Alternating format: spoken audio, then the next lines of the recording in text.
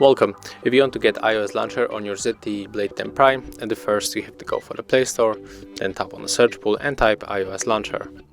We are going to get this application from Lutin developer, so let's install. Right now we can open.